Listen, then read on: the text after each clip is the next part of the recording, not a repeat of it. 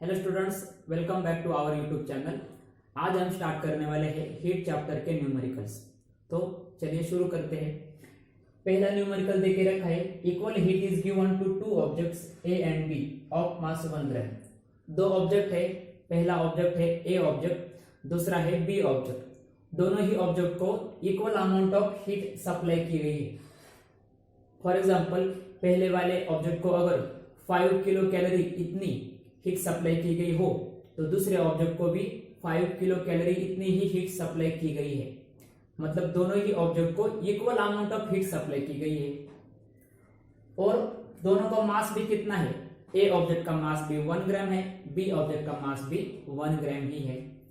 Temperature of A increases by 3 degree. A object को heat supply करने के बाद ए ऑब्जेक्ट का जो टेम्परेचर है वो 3 डिग्री से इंक्रीज हो जाता है, मतलब कि बढ़ जाता है।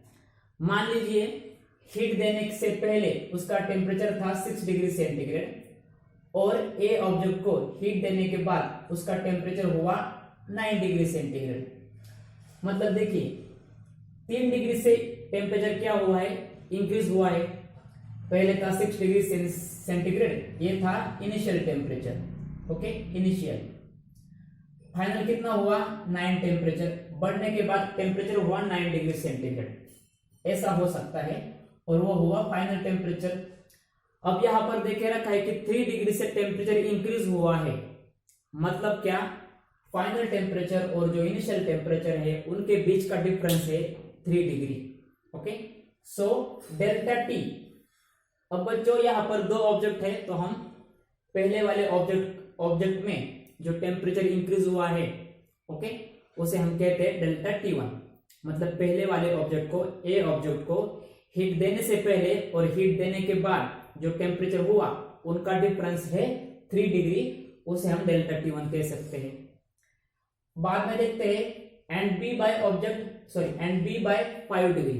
जो बी ऑब्जेक्ट है उसको भी उतनी ही हीट सप्लाई की गई है जितनी ऑब्जेक्ट ए को की गई है, लेकिन बी ऑब्जेक्ट को हीट सप्लाई करने के बाद उसका टेम्परेचर 5 डिग्री से इंक्रीज हो जाता है। मतलब हीट देने से पहले मान लीजिए सपोज था 10 डिग्री और हीट देने के बाद हुआ 15 डिग्री सेंटीग्रेड। तो मतलब देखिए 5 डिग्री से टेम्परेचर इंक्रीज हुआ, बढ़ गया। इसका मतलब देखिए final temperature minus initial temperature, जो बड़ा वाला टेम्परेचर है उसमें से कम वाला टेम्परेचर आप सब्ट्रैक्ट कर दीजिए, आपको मिल जाएगा डेल्टा टी, मतलब टेम्परेचर डिफरेंस मिल जाएगा। तो ये ऑब्जेक्ट, दूसरा वाला ऑब्जेक्ट है बी ऑब्जेक्ट, तो इसलिए हम इसे लिखते हैं डेल्टा T2। मतलब जो ऑब्जेक्ट बी है उसका टेम्परेचर 5 डिग्री से इंक्रीज हुआ, मतलब बी ऑब्जेक्ट को हीट देने से पहले और हीट देने के बाद जो टेम्परेचर हो जाता है उनके बीच का डिफरेंस है 5 डिग्री सेंटीग्रेड। अब देखिए यहां पर मैंने लिख के रखा है object A B. Object A का मास हम सपोज कर लेते हैं m1, क्योंकि पहला वाला ऑब्जेक्ट है तो m1 सपोज कर लेते हैं। सपोज मास है 1 ग्राम, यहां पर हमें देख के भी रखा है। बी ऑब्जेक्ट का मास है 1 ग्राम, बी ऑब्जेक्ट के मास को हम m2 से डिनोट करते हैं, सपोज कर लेते हैं। अब हमें कहा गया है कि which object has more specific heat, किस ऑब्जेक्ट की स्पेसिफिक हीट कैपेसिटी ज्यादा है। ओके, किस ऑब्जेक्ट की स्पेसिफिक हीट कैपेसिटी ज्यादा है, हमें यह बताना है कि स्पेसिफिक हीट किसकी ज्यादा है। स्पेसिफिक हीट को हम C से डिनोट करते हैं। तो पहले वाले ऑब्जेक्ट की भी हमें स्पेसिफिक हीट नहीं पता और दूसरे ऑब्जेक्ट की भी नहीं पता, तो पहले वाले ऑब्जेक्ट के स्पेसिफिक हीट को हम C1 से डिनोट करते हैं और सेकंड वाले ऑब्जेक्ट के स्पेसिफिक हीट को हम C2 से डिनोट करते हैं। अब देखिए यहां हमें ये नहीं देखे रखा कि कितनी अमाउंट ऑफ हीट प्रोवाइड की गई है, सिर्फ ये बोला गया है कि दोनों को ही equal amount of heat provide की गई है। तो मान लीजिए ए ऑब्जेक्ट को Q इतनी हीट सप्लाई की गई है। हम जानते हैं कि हीट को साइंस में या फिजिक्स में Q से डिनोट किया जाता है। तो ए ऑब्जेक्ट को जितनी हीट प्रोवाइड की गई वो हमें पता नहीं, हम सपोज कर लेते कि वो है QA। ओके, सपोज QA इतनी अमाउंट ऑफ हीट सप्लाई की गई है। और जो बी ऑब्जेक्ट है, मान लीजिए सपोज कर लीजिए बी ऑब्जेक्ट को QB इतनी अमाउंट ऑफ हीट सप्लाई की गई है। देन टेम्परेचर डिफरेंस, पहले वाले ऑब्जेक्ट का टेम्परेचर 3 डिग्री से इंक्रीज हो जाता है, मतलब पहले वाले ऑब्जेक्ट का हीट देने से पहले और हीट देने के बाद जो टेम्परेचर था उनका डिफरेंस है 3 डिग्री सेंटीग्रेड, उसे हम डेल्टा T1 से नोट करते हैं। डेल्टा T मतलब टेम्परेचर डिफरेंस। अब पहले वाला ऑब्जेक्ट है ए ऑब्जेक्ट, तो डेल्टा T1 सपोज कर लेते हैं, मतलब डेल्टा T1 से डिनोट कर लेते हैं। और जो बी ऑब्जेक्ट है सेकंड ऑब्जेक्ट जिसका टेम्परेचर 5 डिग्री से इंक्रीज हुआ है, मतलब बी ऑब्जेक्ट को हीट देने से पहले जो टेम्परेचर था और हीट देने के बाद जो उसका टेम्परेचर हुआ, इन दोनों का डिफरेंस है 5 डिग्री सेंटीग्रेड। अब टेम्परेचर डिफरेंस कैसे निकालते हैं? टेम्परेचर डिफरेंस हमेशा पॉजिटिव आना चाहिए, इसलिए आपको final temperature minus initial temperature या initial temperature minus final temperature आप कर दीजिए। सिर्फ कंडीशन ये है कि आपका डिफरेंस पॉजिटिव आना चाहिए। ओके, अब देख लेते हैं कि किसकी स्पेसिफिक हीट ज्यादा है। देखिए अकॉर्डिंग टू क्वेश्चन हमें क्या देखे रखा है कि दोनों ही ऑब्जेक्ट को equal amount of heat supply की है, मतलब ए ऑब्जेक्ट को जितनी हीट सप्लाई की उतनी ही बी ऑब्जेक्ट को हीट सप्लाई की गई है। मान लीजिए ए ऑब्जेक्ट को QA इतनी अमाउंट ऑफ हीट सप्लाई की है और दूसरा ऑब्जेक्ट है जो उसे QB इतनी अमाउंट ऑफ हीट सप्लाई की गई है। तो अब देखिए हमारे पास क्या क्या है, हमारे पास मास है, टेम्परेचर है और दूसरी हमारे पास स्पेसिफिक हीट हमें पता है C1 कितनी हीट सप्लाई की QA QB।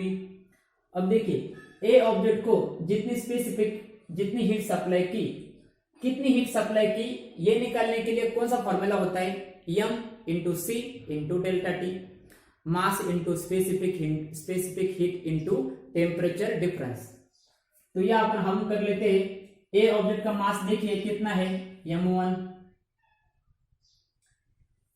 ए ऑब्जेक्ट की स्पेसिफिक हीट कितनी है, C1। ए ऑब्जेक्ट का टेम्परेचर डिफरेंस कितना है, 3 डिग्री। ओके, इज इक्वल, अब जाते हैं आगे, बी ऑब्जेक्ट का मास कितना है, M2, उसकी स्पेसिफिक हीट क्या है, C2, और बी ऑब्जेक्ट का टेम्परेचर कितने डिग्री से इंक्रीज हुआ है, 5 डिग्री, तो लिख लीजिए यहाँ पर 5 डिग्री। अब देखिए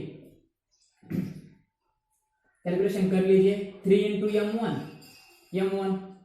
अब देखिए यहाँ पर हमें मास दिया गया है। ओके, हम फॉर्मूला को पुट करते हैं, M1 into C1 into delta T1 is equal to M2 into C2 into delta T2। ये हो गया बच्चों फॉर्मूला किसका, हीट का फॉर्मूला। हीट कितनी सप्लाई की गई है उसको निकालने के लिए ये फॉर्मूला होता है। अब हमारे पास किस किस की वैल्यू है वो पुट कर दीजिए। M1 की वैल्यू है 1 ग्राम, तो 1 ग्राम इंटू C1 की हमें वैल्यू पता नहीं, मतलब ए ऑब्जेक्ट की स्पेसिफिक हीट कितनी है वो हमें पता नहीं है, उसे हम C1 सपोज कर लेते हैं क्योंकि स्पेसिफिक हीट को C से डिनोट किया जाता है। डेल्टा T1 उसकी वैल्यू देखिए कितनी है, 3 डिग्री सेल्सियस, तो यहां लिख लीजिए 3 is equal to M2 B object का मास वो कितना है, वो है बच्चों 1 ग्राम। उसके बाद देखिए C2, उसके बाद है C2। अब देखिए C2 तो हमें पता नहीं, उसको वैसे ही रहने दीजिए। डेल्टा T2 उसकी वैल्यू है 5 डिग्री, लिख लीजिए 5। अब कैलकुलेशन कर लीजिए, 1 इंटू C1 इंटू 3 हो गया 3C1 is equal to 1 into C2 into 5C2। अब हम क्या करते हैं, हम पहले C1 की वैल्यू निकालते हैं, मतलब जो पहले वाला ऑब्जेक्ट है उसकी स्पेसिफिक हीट कितनी है। तो देख लीजिए बच्चों, ये 3 C1 को मल्टीप्लाई में है, अब इक्वल साइन के अपोजिट जाकर वो क्या हो जाएगा, डिवाइड हो जाएगा, मतलब यहां पर आएगा C1 is equal to 5/3 C2।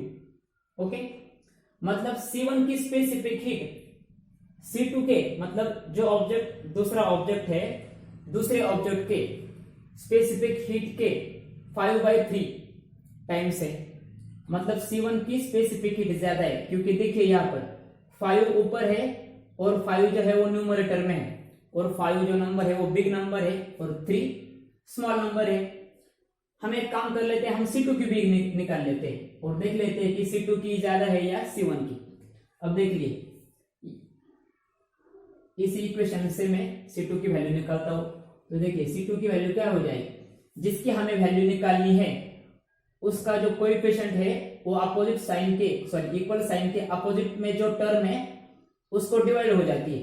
तो 5 3C1 को क्या हो जाएगी, डिवाइड हो जाएगी। मतलब देखिए क्या हो जाएगा, C2 is equal to 3/5 C1। अब देखिए यहां पर न्यूमरेटर में 3 है और डिनोमिनेटर में 5 है। अगर मैं इसका आंसर निकाल दूं तो ये छोटा आ जाएगा एज कंपेयर टू C1 की वैल्यू। इसलिए इन दोनों के कंपैरिजन में C1 की जो स्पेसिफिक हीट है वो ज्यादा है। तो हम यहां लिख सकते हैं therefore specific heat capacity, specific heat of, या फिर ए object has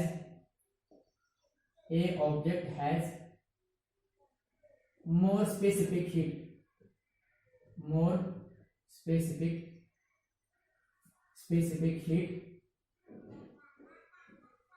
by 5/3 factor। A object has more specific heat by 5/3 factor।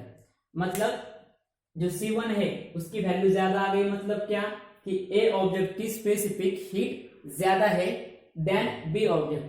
B object के मुकाबले पहले वाले की स्पेसिफिक हीट ज्यादा है, तो वो कितनी है, 5/3 फैक्टर। ओके, इसको आप स्क्रीनशॉट ले लीजिए। Second question, liquid ammonia is used in ice factory for making ice from water. एक फैक्ट्री है, वहां पर वाटर से आइस बनाते हैं। वाटर से आइस बनाने के लिए वहां पर लिक्विड अमोनिया का यूज किया जाता है। मतलब अमोनिया गैस जो लिक्विड स्टेट में है उसका यूज किया जाता है वाटर से, जो वाटर लिक्विड स्टेट में है उससे आइस बनाने के लिए। मतलब आइस पता है आपको सॉलिड स्टेट में होता है। If water at 20 degree centigrade, जिस वाटर से आइस बनाने वाले हैं, जिस वाटर से हमें आइस बनाना है उस वाटर का टेम्परेचर है 20 degree centigrade. 20 degree centigrade is to be converted into 2 kilogram ice. जिस वाटर का टेम्परेचर 20 डिग्री सेंटीग्रेड है उस वाटर से हमें आइस बनाना है जिस आइस का मास 2 किलोग्राम होगा। मतलब हमें 2 किलो आइस बनाना है। अब 2 किलो आइस बनाने के लिए 2 किलोग्राम ही वाटर की जरूरत है। ये बात आप ध्यान में रख लीजिए, 2 किलो आइस बनाने के लिए 2 किलोग्राम वाटर की ही जरूरत होगी। ओके, तो मतलब वाटर बनाने के लिए जिस वाटर का यूज किया गया है, जिस वाटर का टेम्परेचर 20 डिग्री है उसका मास भी 2 किलो ही होगा। और आइस बनाना है जिस आइस का टेम्परेचर कितना है, 0 degree. How many grams of ammonia are to be evaporated. तो कितने ग्राम का अमोनिया इवापोरेट हो जाएगा। अब यहां पर देखे रखा है लिक्विड अमोनिया, इसका मतलब है अमोनिया इवापोरेट होगा। अमोनिया तभी इवापोरेट होगा जब अमोनिया को हीट मिलेगी, क्योंकि लिक्विड अमोनिया है और अमोनिया का बॉइलिंग पॉइंट बहुत कम होता है, क्योंकि अमोनिया जो है उसमें ज्यादा बॉन्ड जो होते हैं वो स्ट्रॉन्ग नहीं होते, इसलिए अमोनिया जल्दी इवापोरेट हो जाता है। मतलब अगर थोड़ी सी भी रूम टेम्परेचर पर लिक्विड अमोनिया को हीट मिल जाए तो वो जल्दी इवापोरेट हो जाता है। तो अब देखिए, जब अमोनिया को वाटर में डाला जाएगा, इस वाटर में जिस वाटर का टेम्परेचर 20 डिग्री है, तो अमोनिया उस वाटर की हीट एब्सॉर्ब कर लेगा। अब आपको पता है हीट हमेशा ज्यादा से कम तक फ्लो होती है। देखिए आपने घर पर भी देखा होगा, आपके घर में कोई ऑब्जेक्ट है, मान लीजिए आपका गैस का बर्नर है, आपने गैस जलाया है, गैस बंद करने के बाद आप उस बर्नर को लीजिए और पानी में डाल दीजिए। पानी जो ठंडा पानी है वो गर्म हो जाएगा। मतलब क्या, उस पानी ने उस बर्नर की हीट एब्सॉर्ब कर ली, क्योंकि बर्नर का टेम्परेचर ज्यादा था, पानी का टेम्परेचर कम था। बर्नर में ज्यादा हीट थी, पानी में कम हीट थी। इसका मतलब हीट हमेशा ज्यादा से कम तक बहती है, मतलब हाई से लो तक बहती है। उसी तरह इसमें अमोनिया का टेम्परेचर कम है। ओके, अमोनिया जो लिक्विड स्टेट में है उसका टेम्परेचर कम होने की वजह से वो क्या कर लेगा, उस वाटर में अमोनिया डालने के बाद जिस वाटर का टेम्परेचर 20 डिग्री है उस वाटर की हीट को वो एब्सॉर्ब कर लेगा। अब एब्सॉर्ब कर लेगा मतलब क्या, जो वाटर है वो हीट लॉस कर देगा, मतलब दूसरे को दे देगा, लॉस कर देगा। ओके, तभी तो अमोनिया हीट एब्सॉर्ब करेगा। हमें ये बताना है कि अमोनिया जो है वो कितना यूज किया गया है, मतलब जितना अमोनिया इवापोरेट होगा उतना ही लिक्विड अमोनिया लिया गया होगा ना। ओके, हमें देखे रखा है latent heat of vaporisation of ammonia 341 calorie पर ग्राम। अब हमें पता है लैटेंट हीट क्या होती है। स्टेट चेंज करने के लिए जिस हीट का इस्तेमाल होता है उसे हम कहते हैं लैटेंट हीट। अगर सिंपल लैंग्वेज में कहा जाए तो जिस हीट से सिर्फ स्टेट चेंज होती है उस हीट को हम लेटेंट हीट कहते हैं या लैटेंट हीट भी बोल सकते हैं। तो देख लीजिए, मैंने एक बीकर लिया है जिसमें वाटर है, मतलब एक बीकर में वाटर लिया है जिस वाटर का मास है 2 किलोग्राम। क्योंकि मुझे उस वाटर से आइस बनाना है, मतलब आइस का भी आइस का मास अगर 2 किलो है तो ऐसा तो नहीं होगा कि आपने 1 किलोग्राम वाटर लिया और उससे 2 किलोग्राम आइस फॉर्म हो गया, ऐसा तो नहीं हो सकता। हाँ, हालांकि आइस बनने के बाद वॉल्यूम बढ़ जाएगा लेकिन मास तो उतना ही रहेगा जितना वाटर लिया है। मतलब 2 किलोग्राम आइस फॉर्म करने के लिए आपको 2 किलोग्राम ही वाटर लेना पड़ेगा। ओके, तो इसमें मैंने क्या किया, 2 किलोग्राम वाटर लिया जिसका मास है 20 डिग्री सेंटीग्रेड। ओके, मतलब थोड़ा सा हॉट वाटर होगा 20 डिग्री सेंटीग्रेड मतलब। ओके, वाटर का मास है 2 किलोग्राम और उसका टेम्परेचर कितना है 20 डिग्री सेंटीग्रेड। मैंने उसके टेम्परेचर को T1 से डिनोट कर दिया और मास को M1 से डिनोट कर दिया। अब उस वाटर में क्या डाला जाएगा, लिक्विड अमोनिया डाला जाएगा। किस लिए, क्योंकि वो लिक्विड अमोनिया क्या हुआ, वो लिक्विड अमोनिया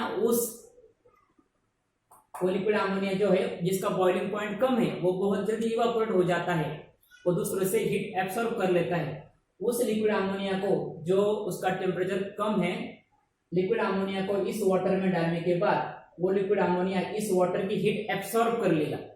एब्सॉर्ब कर लेने से क्या होगा, अमोनिया का टेम्परेचर बढ़ जाएगा, क्योंकि उसने हीट एब्सॉर्ब की तो उसका टेम्परेचर बढ़ जाएगा। और जिससे हीट एब्सॉर्ब की मतलब इस वाटर से हीट एब्सॉर्ब की, मतलब वाटर ने हीट दे दी। जब हीट लॉस हो जाती है, इस वाटर की हीट लॉस हो जाएगी, मतलब वाटर का टेम्परेचर धीरे धीरे धीरे कम होता जाएगा और एक ऐसी स्टेज आएगी जिस स्टेज पर ये वाटर जो लिक्विड स्टेट में है उससे आइस फॉर्म हो जाएगा। अब हमें पता है आइस 0 डिग्री पे फॉर्म होता है, हालांकि 0 डिग्री पर फॉर्म नहीं होता, 0 डिग्री टेम्परेचर होने के बाद आइस फॉर्म होने की प्रोसेस स्टार्ट होती है। अब आइस जो है बच्चों वो हालांकि -4 डिग्री सेंटीग्रेड पे ही होता है, लेकिन हम 0 डिग्री क्यों कहते हैं, क्योंकि आइस जो है वो 0 डिग्री पर भी सर्वाइव कर सकता है और -4 -3 और उसके नीचे किसी भी टेम्परेचर पर, मतलब 0 डिग्री पर भी और 0 से नीचे भी जो टेम्परेचर है उन टेम्परेचर पर आइस सर्वाइव कर सकता है। मजेदार बात है ना, वाटर भी 0 डिग्री पर हो सकता है जिसे हम चिल्ड वाटर कहते हैं, और आइस का भी टेम्परेचर 0 डिग्री हो सकता है, हालांकि दोनों की स्टेट अलग अलग है। ओके, तो अब देखिए यहाँ पर हीट कौन देगा और कौन लेगा। यहाँ पर वाटर हीट देगा और अमोनिया हीट लेगा, मतलब जितनी amount of heat water release करेगा या लॉस करेगा उतनी ही अमाउंट ऑफ हीट अमोनिया क्या कर लेगा, एब्सॉर्ब कर लेगा। और हमें पता है principle, heat lost by hot object is equal to heat gain by cold object. अब इस कंडीशन में देखिए लिक्विड अमोनिया ये जो है वो कोल्ड ऑब्जेक्ट की तरह बिहेव करेगा, मतलब एक्ट करेगा, और ये जो वाटर है बीकर में जिसका टेम्परेचर है 20 डिग्री सेंटीग्रेड वो हॉट वाटर की तरह बिहेव करेगा, हालांकि वो हॉट ही है, मतलब ज्यादा हॉट नहीं है। 20 डिग्री सेंटीग्रेड मतलब मॉडरेटली वो हॉट हो सकता है। तो वाटर जितनी हीट रिलीज करेगा या लॉस करेगा उतनी ही हीट लिक्विड अमोनिया एब्सॉर्ब कर लेगा। तो वो हो गया बच्चों प्रिंसिपल। अब देख लेते हैं Q1 heat lost by water of mass 250 gram. Q1 क्या है, देखिए हीट को हम Q से डिनोट करते हैं। मैंने Q1 से क्या लिया है, देखिए हीट लॉस्ट बाय वाटर, जिस वाटर का टेम्परेचर 20 डिग्री सेंटीग्रेड है और जिस वाटर का मास 250 ग्राम है, वो वाटर क्या करेगा, अपनी हीट लॉस करेगा, इसीलिए लिखा है लॉस। कब लॉस करेगा, when temperature decrease from 20 degree centigrade to 0 degree centigrade. अब उस वाटर से हमें आइस बनाना है।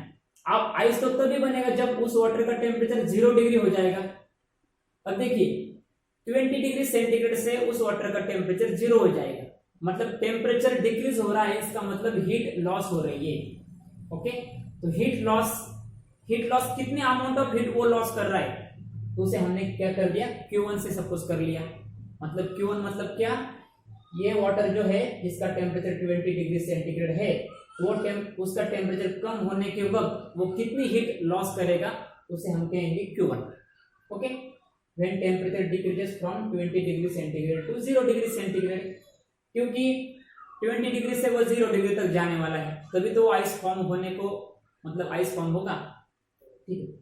Second Q2, heat lost by water of mass 250 gram when state of water changes. अब देखिए यहां पर क्या होगा कि जो वाटर है वो पहले 20 डिग्री सेंटीग्रेड पर होगा।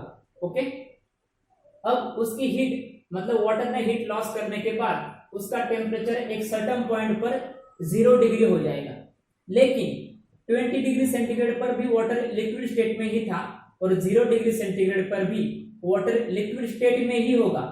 ये बात ध्यान में रख लीजिए कि वाटर भी 0 डिग्री पर भी लिक्विड स्टेट में हो सकता है और 0 डिग्री पर आइस सॉलिड स्टेट में हो सकता है।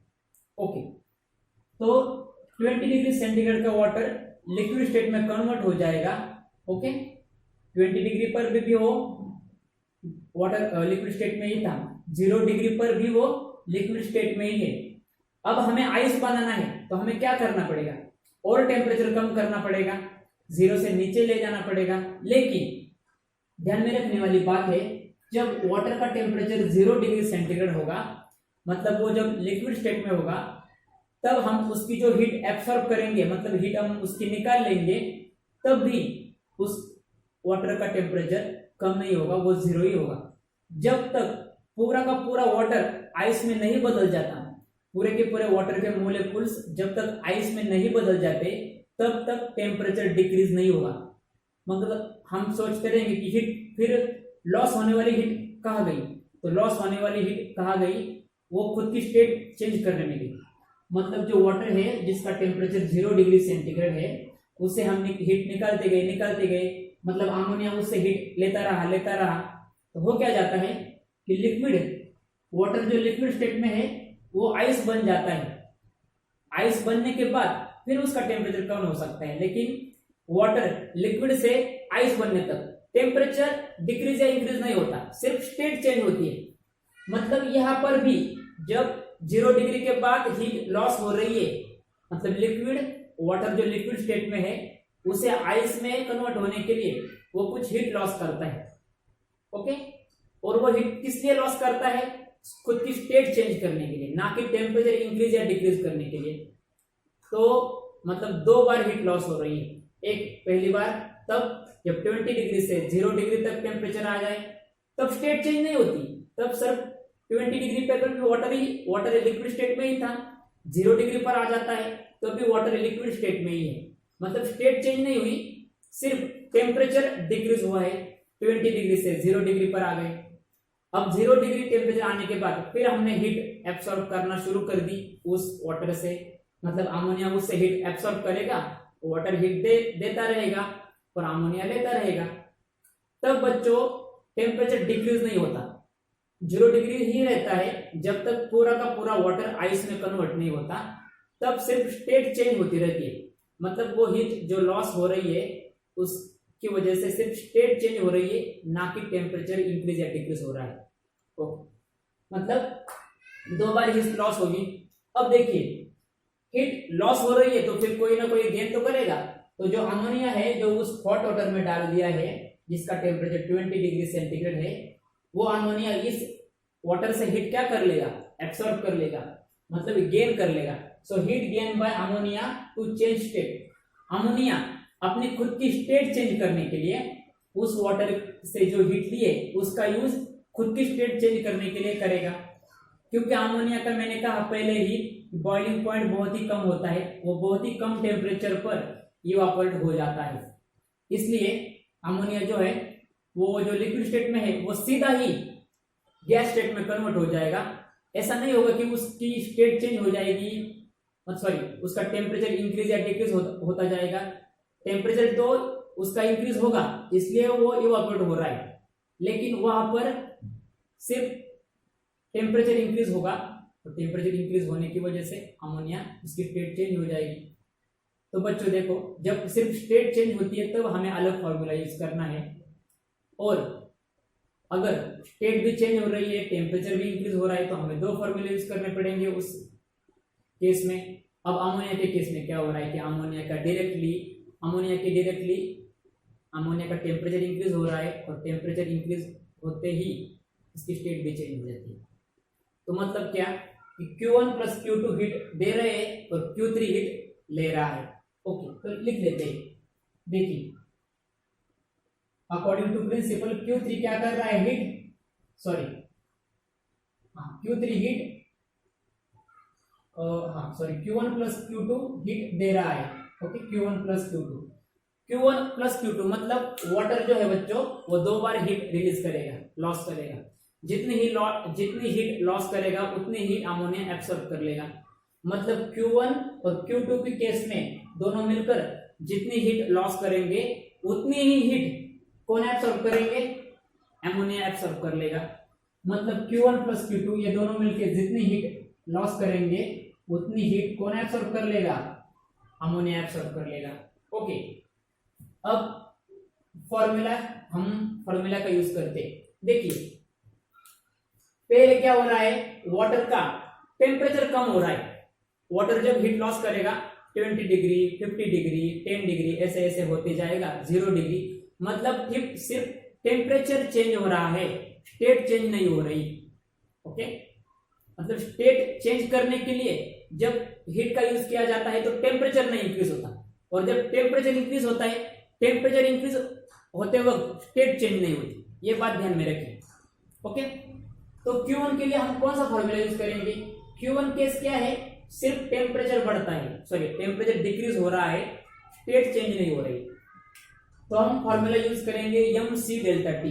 तो ये हम यहां लिख लेते हैं। अब ये बच्चों Q1 वाटर की केस है, तो वाटर का मास m1, वाटर का मास m1, स्पेसिफिक हीट उसकी क्या है C, वो हमें दे के रखी है क्या। तो देखिए, वाटर की स्पेसिफिक हीट क्या होती है, वाटर की स्पेसिफिक हीट होती है 1 कैलोरी। ओके, ये आपके बुक में दिया गया है, और एग्जाम में अगर क्वेश्चन आ गया तो आपको शायद उसकी वैल्यू दे भी सकते हैं, लेकिन आप लर्न करके ही जाइए। Okay, m1 into C1, water की स्पेसिफिक हीट हम सपोज C1 कर लेते हैं, और उसका जो टेम्परेचर डिफरेंस है वो हम सपोज कर लेते हैं डेल्टा T1। ओके, चलिए आगे। अब Q2 के बारे में देखते हैं। Q2 के बारे में, Q2 मतलब वाटर ही है, लेकिन सिर्फ 0 डिग्री टेम्परेचर होने के बाद फिर जो हीट लॉस होती है उसकी वजह से स्टेट चेंज होती है। मतलब दो बार हीट लॉस होती है, एक बार हीट लॉस होती है तब टेम्परेचर डिक्रीज होता है, दूसरी बार हीट लॉस होती है तब स्टेट चेंज होती है। जब टेम्परेचर डिक्रीज हो रहा है तो ये फॉर्मूला यूज करेंगे, मतलब टेम्परेचर चेंज इंक्रीज या फिर डिक्रीज हो रही है तो ये फॉर्मूला यूज करेंगे। अब देखिए, दूसरी केस में क्या हो रहा है, heat lost by water of mass 250 gram when state of water change. सिर्फ स्टेट चेंज हो रही है, 0 डिग्री का वाटर आइस में कन्वर्ट हो रहा है, लेकिन आइस का भी टेम्परेचर 0 डिग्री ही है। ओके, तो फॉर्मूला यूज करेंगे m1 into L, m1 into L. Okay, m1 into L.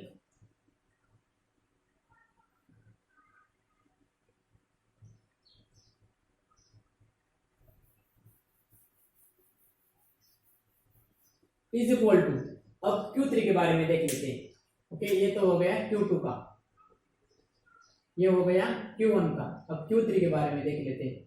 Q3 suppose कर लेते हैं कि जो अमोनिया का मास है वो हम m2 सपोज कर लेते हैं, क्योंकि Q3 हमने किसे सपोज किया है। देखिए, heat gain by ammonia, ammonia कितनी हीट गेन करेगा। अमोनिया का मास हमें पता नहीं, हम उसका मास सपोज m कर लेते, नहीं तो हम यहाँ पर यम कर लेते हैं। ओके, यम, ओके, इस तरह से यम इंटू सी into delta T plus M into L.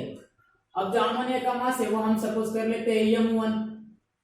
Okay, अब मुझे बताइए अमोनिया के केस में स्टेट चेंज हो रही है या टेम्परेचर चेंज हो रहा है?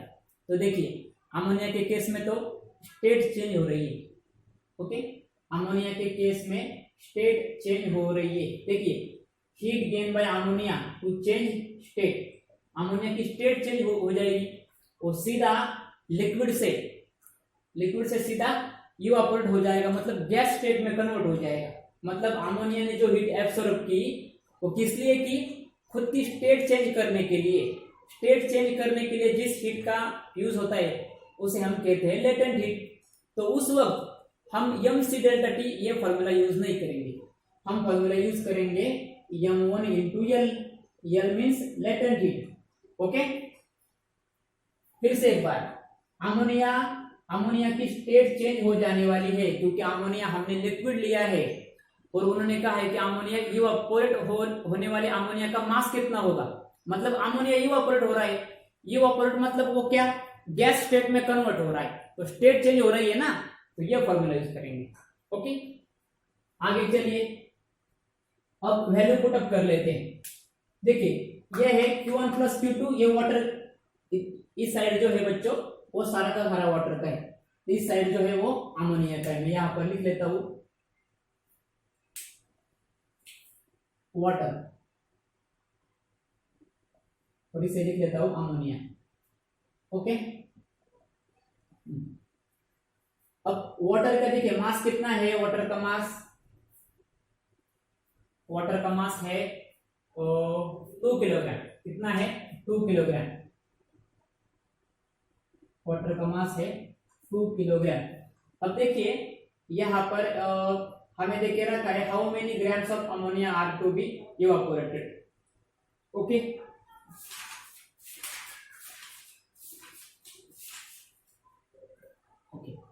अब देखिए हमें जो वाटर का मास है वो किलोग्राम में देके रखा है और हमें आंसर निकालना है ग्राम में। तो हमें क्या करना पड़ेगा? देखिए यहाँ पर हमें जो वाटर है ना, ठीक है, हम आगे कर लेते हैं, इसे हम किलोग्राम में ही ले लेते हैं। 2 इंटू सी की वैल्यू देखिए कितनी है? वाटर की लेटेंट हीट क्या होती है? Sorry, specific heat. वाटर की स्पेसिफिक हीट जो है वो होती है 1 कैलोरी। ध्यान रखिए, वाटर की स्पेसिफिक हीट होती है 1 कैलोरी। स्पेसिफिक हीट को हम C से डिनोट करते हैं। डेल्टा टी, अब डेल्टा टी देखिए, डेल्टा टी मतलब क्या? Temperature difference. पहले वाटर का टेम्परेचर 20 डिग्री सेंटीग्रेड था, बाद में 0 डिग्री सेंटीग्रेड हुआ। मतलब इनके बीच का डिफरेंस कितना है? 20 degree centigrade minus 0 degree centigrade is equal to 20 degree centigrade. तो यहाँ पर लिख लीजिए 20 प्लस यम इंटू एल। फिर से वाटर का मास कितना है? वो 2 kilogram into latent heat. Latent heat देखिए आपके बुक में दिया गया है वाटर की लेटेंट हीट कितनी है? 2 बार, एक होती है लेटेंट हीट ऑफ वेपोराइजेशन, एक होती है लेटेंट हीट ऑफ फ्यूजन। अब ध्यान में रखिए कि यहाँ पर आपको कौन सी हीट यूज करनी है?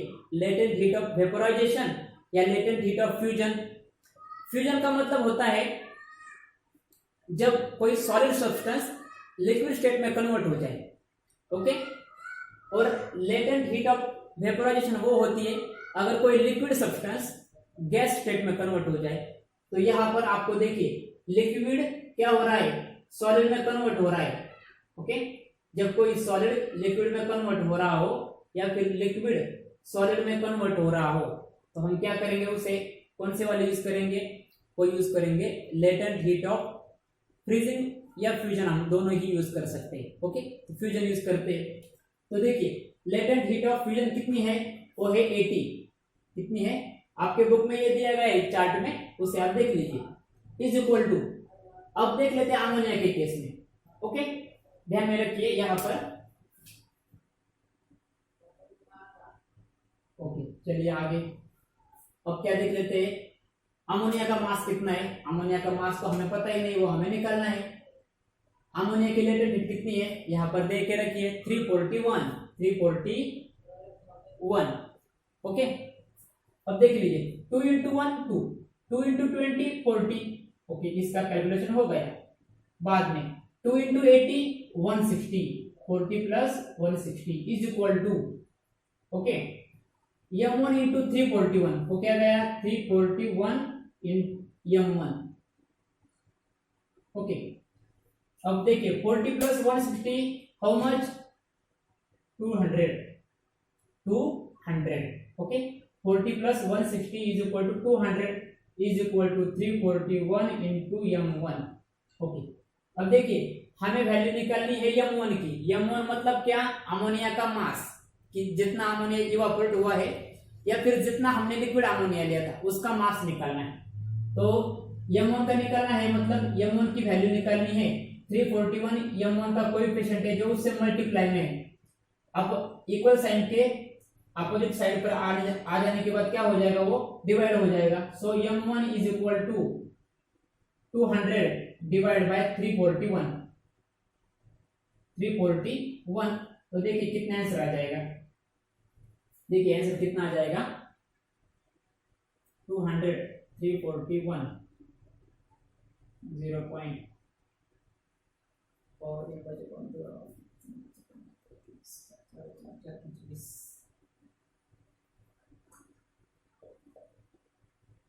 5 on the 5 4 जा 20, 5 is a 15 plus 17 minus 105।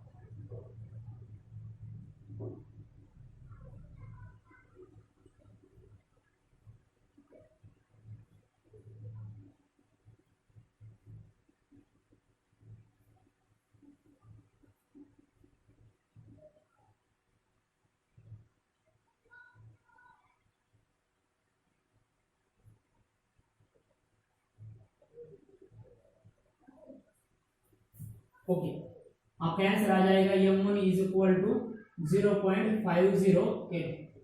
लेकिन हमें आंसर निकालना है ग्राम्स में और ये हमने निकाला है आंसर किलोग्राम में। देखिए किस प्रकार, यहाँ पर देखिए हमने 2 किलोग्राम का कन्वर्जन नहीं किया था। ओके, ये 2 किलोग्राम था तो हमारा आंसर किलोग्राम में आ जाएगा।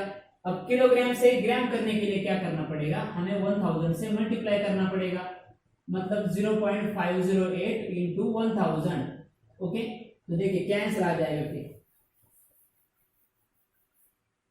1000 इंटू 0.508 0008 प्लस 0001 प्लस 0005 प्लस 00000815। मतलब आपका आंसर आ जाएगा 580 508 580। ओके, एक बार तो गड़बड़ हो गई है।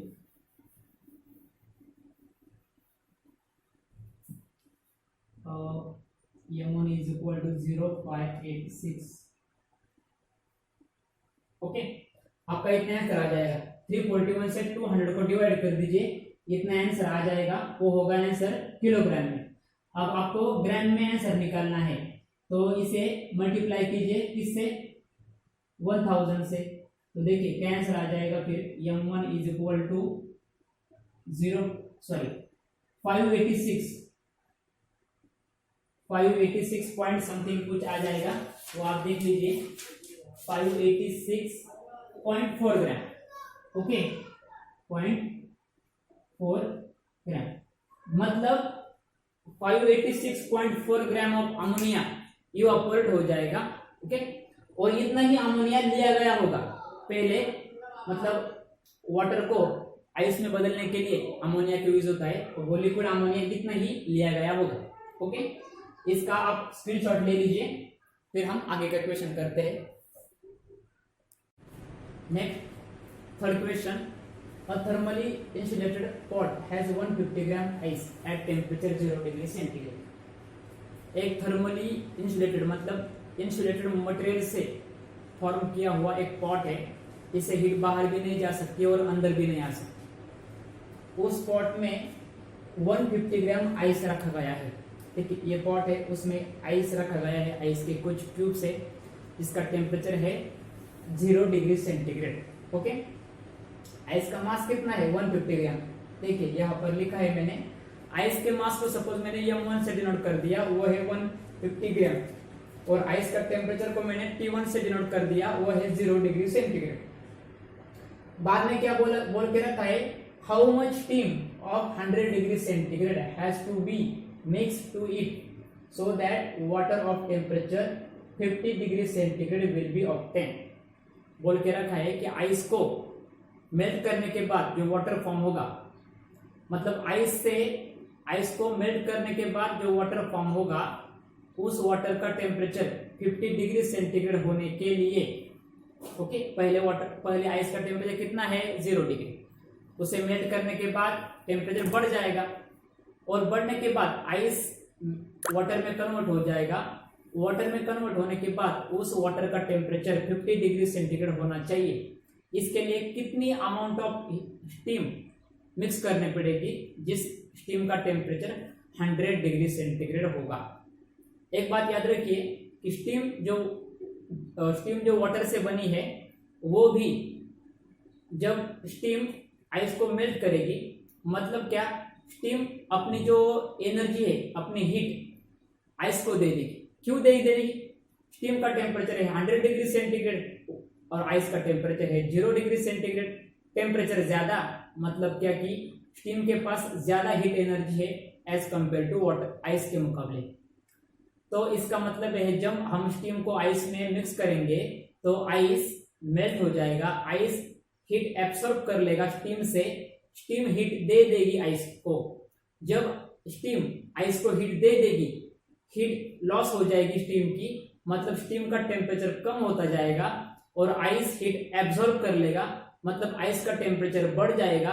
आइस जो सॉलिड स्टेट में है वो लिक्विड में कन्वर्ट हो जाएगा, और आइस को मेल्ट करने के लिए आइस में स्टीम को भेजा गया है। जो स्टीम गैस स्टेट में है, स्टीम एनर्जी देगी, मतलब हीट देगी।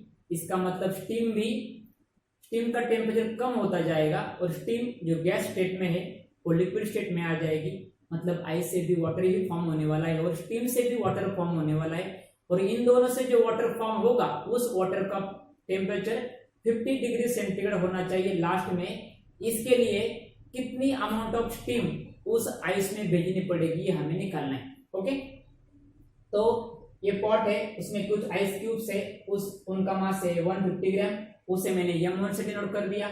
आइस का मास है m1 150 ग्राम, आइस का टेम्परेचर है 0 डिग्री, इसे मैंने T1 से डिनोट कर दिया। अब आते हैं स्टीम के पास। यहाँ जो मैंने कर्व लाइंस ड्रॉ करके रखे, मान लीजिए कि वो आइस वाटर की स्टीम है, स्टीम का टेम्परेचर है 100 डिग्री सेंटीग्रेड, उसे मैंने T से डिनोट कर दिया। स्टीम का मास हमें पता नहीं, क्योंकि हमें निकालना है कि कितनी अमाउंट ऑफ स्टीम आइस में भेजनी पड़ेगी, तो उसका मास हमें पता नहीं। उसका मास मैंने सपोज कर लिया m, ओके, m सपोज कर लिया। ये वीडियो बहुत बड़ी होने वाली थी और एक प्रॉब्लम के लिए आधा घंटा जा रहा है, तो इसलिए मैंने पहले ही लिख के रखा है ताकि वक्त ज्यादा बर्बाद ना हो। ओके, अब देखिए बच्चों, पहले क्या क्या होगा इस केस में, कौन हीट लॉस करेगा, कौन हीट गेन करेगा। तो इस केस में स्टीम जो है वो हीट लॉस करेगी, वो आइस को अपनी हीट दे देगी, क्योंकि स्टीम का टेम्परेचर ज्यादा है एज कंपेयर टू आइस। इसका मतलब स्टीम के पास ज्यादा हीट एनर्जी है, और हमें पता है कि हीट हमेशा ज्यादा से मतलब हाई टेम्परेचर से कम टेम्परेचर तक फ्लो होती है। तो इस केस में स्टीम का टेम्परेचर 100 डिग्री सेंटीग्रेड है और वाटर का टेम्परेचर 0 डिग्री सेंटीग्रेड है। ये तो हमें पता है, आपने अपने घर पर भी देखा होगा, जब आप गैस का जो बर्नर है वो हीट हो जाता है, उसे आप पानी में डाल दीजिए, ठंडे पानी में, ठंडा पानी उसकी हीट एब्सॉर्ब कर लेगा, क्योंकि ठंडे पानी का टेम्परेचर कम है और बर्नर का टेम्परेचर ज्यादा है, तो बर्नर से हीट वाटर की तरफ फ्लो हो जाएगी। ओके, ओके, तो स्टीम क्या करेगी, हीट देगी। अब देखिए किस प्रकार हीट देगी, देखिए पहले स्टीम थी 100 डिग्री सेंटीग्रेड, स्टीम का टेम्परेचर कितना है 100 डिग्री सेंटीग्रेड, जो गैस स्टेट में है। कौन सी स्टेट में है, गैस स्टेट में है। यहां पर लिख देता हूं मैं, स्टीम जो गैस स्टेट में है जिसका टेम्परेचर कितना है 100 डिग्री सेंटीग्रेड, जो गैस स्टेट में है। कौन, स्टीम। अब हमें पता है कि जो स्टीम होती है वाटर की, उसका टेम्परेचर भी 100 डिग्री सेंटीग्रेड हो सकता है, और जो बॉइल्ड वाटर है उसका टेम्परेचर भी 100 डिग्री सेंटीग्रेड होता है। जब वाटर का टेम्परेचर 100 डिग्री सेंटीग्रेड हो जाता है, उसके बाद अगर हमने वाटर को हीट प्रोवाइड कर दी तो वाटर का टेम्परेचर इंक्रीज नहीं होता, बल्कि वो हीट को एब्सॉर्ब कर लेता है, ताकि वाटर जो लिक्विड स्टेट में है वो गैसियस स्टेट में कन्वर्ट हो जाए। और जो गैस मतलब वेपर हो जाते हैं वाटर के, उसका भी टेम्परेचर, वेपर का टेम्परेचर भी 100 डिग्री सेंटीग्रेड होता है। ओके, तो पहले केस में क्या होगा, जब स्टीम आइस को अपनी हीट दे देगी तब स्टीम का टेम्परेचर कम होते होते जाएगा, लेकिन ऐसे ही पहले ही नहीं कम होगा। स्टीम जो गैस स्टेट में है वो हीट को लॉस करेगी, लेकिन हीट लॉस करते वक्त स्टीम जो है उसका टेम्परेचर कम नहीं होगा, सिर्फ स्टेट चेंज होगी। तो स्टीम गैस से 100 डिग्री सेंटीग्रेड पे ही, ओके, अब हो जाएगा वो स्टीम का हो जाएगा वाटर, और वो स्टीम जो है वो लिक्विड स्टेट में आ जाएगी। मतलब देखिए यहां पर क्या हो रही है, सिर्फ स्टेट चेंज हो रही है। ओके, तो इसीलिए मैंने लिखा है Q1 is equal to heat lost by steam. Steam जो हीट लॉस कर रही है उसे हम Q1 मान लेते हैं। जब स्टीम हीट लॉस्ट कर रही है तो सिर्फ स्टेट चेंज हो रही है।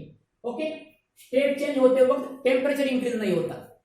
ओके, स्टेट चेंज होते वक्त टेम्परेचर इंक्रीज या डिक्रीज नहीं होता। दूसरी देख लेते हैं, अगर लिक्विड गैस स्टीम जो लिक्विड स्टेट में कन्वर्ट हो गई, इसका टेम्परेचर है 100 डिग्री सेंटीग्रेड, और क्वेश्चन में बताया गया है कि फाइनल में उसका टेम्परेचर 50 डिग्री सेंटीग्रेड होने वाला है। मतलब 100 डिग्री सेंटीग्रेड पे जो स्टीम है वो हीट लॉस करने के बाद उसका टेम्परेचर कम हो जाएगा। मतलब ये जो वाटर है ना जिसका टेम्परेचर है 100 डिग्री सेंटीग्रेड, उसका टेम्परेचर कम होते होते आएगा और वो आएगा 50 डिग्री सेंटीग्रेड पे, जबकि वाटर लिक्विड स्टेट में ही होगा। मतलब देखिए यहाँ पर क्या हुआ, स्टेट नहीं चेंज हुई, सिर्फ टेम्परेचर कम हुआ है। 50 डिग्री सेंटीग्रेड पे भी वाटर लिक्विड स्टेट में हो सकता है, और 100 डिग्री सेंटीग्रेड पे भी वाटर लिक्विड स्टेट में ही होता है, हो सकता है। ओके, देखिए जब स्टीम वाटर में कन्वर्ट हो जाएगी, वाटर का टेम्परेचर कम होगा, वाटर का टेम्परेचर कम होगा उस वक्त भी हीट लॉस्ट होने वाली है। तो जब वाटर का टेम्परेचर कम हो रहा है उस वक्त जो हीट लॉस्ट हो रही है उस हीट को हम सपोज कर लेते हैं Q2, heat lost by water. कब, जब टेम्परेचर डिक्रीज हो रहा है। ओके, अब देख लेते हैं सिनेरियो दूसरा। अब बच्चों हीट लॉस हो रही है, लेकिन हीट गेन कौन कर रहा है, तो साधारण सी बात है कि हीट आइस गेन कर रहा है। अब देखिए आइस का टेम्परेचर कितना है 0 डिग्री सेंटीग्रेड, आइस, ओके, जो कि सॉलिड स्टेट में है मान लीजिए। अब आइस हीट गेन करेगा, मतलब आइस जो है सॉलिड स्टेट में से लिक्विड स्टेट में कन्वर्ट हो जाएगा। ओके, और आइस जो है जो सॉलिड स्टेट में से लिक्विड स्टेट में कन्वर्ट हो जाएगा तो उसका टेम्परेचर कितना होगा 0 डिग्री होगा, क्योंकि हमें पता है वाटर 0 डिग्री पे भी रह सकता है, सर्वाइव कर सकता है, और आइस भी 0 डिग्री पर सर्वाइव कर सकता है। ओके, मतलब क्या होगा कि आइस कूल होते जाएगा, आइस का टेम्परेचर कम होता जाएगा, आइस का टेम्परेचर बढ़ता जाएगा। किसकी वजह से, स्टीम के पास से हीट लेने की वजह से। लेकिन वो स्टीम के पास से पहली जो हीट लेगा ना, उससे वो टेम्परेचर इंक्रीज नहीं करेगा, उससे वो खुद की सिर्फ स्टेट चेंज करेगा। तो स्टेट चेंज करते वक्त टेम्परेचर इंक्रीज नहीं होता, तो आइस जो है वो वाटर में कन्वर्ट हो जाएगा, लेकिन टेम्परेचर 0 डिग्री ही रहेगा, और आइस लिक्विड में कन्वर्ट हो जाएगा। फिर से उन्होंने क्या देखे रखा है कि आइस का टेम्परेचर भी कितना होना चाहिए, आइस से जो वाटर फॉर्म होगा उस वाटर का टेम्परेचर फाइनल में 50 डिग्री सेंटीग्रेड होना चाहिए। मतलब क्या कि आइस से जो लिक्विड बना है, वाटर बना है, उस वाटर का टेम्परेचर इंक्रीज होने वाला है, बाद में हो जाएगा 50 डिग्री सेंटीग्रेड। कितना हो जाएगा 50 डिग्री सेंटीग्रेड। तब भी वाटर कौन सी स्टेट में होगा, वो लिक्विड स्टेट में ही होगा। अब देखिए यहाँ पर क्या हो रहा है, 0 डिग्री से 50 डिग्री, मतलब टेम्परेचर इंक्रीज हो रहा है, ना कि स्टेट चेंज हो रही है। मतलब देखिए आइस में Q3 heat gain bye ice, पहले आइस क्या करेगा, खुद की सिर्फ स्टेट चेंज करने के लिए हीट का यूज करेगा। ओके, पहले आइस सिर्फ अपनी स्टेट चेंज करने के लिए हीट को गेन करेगा।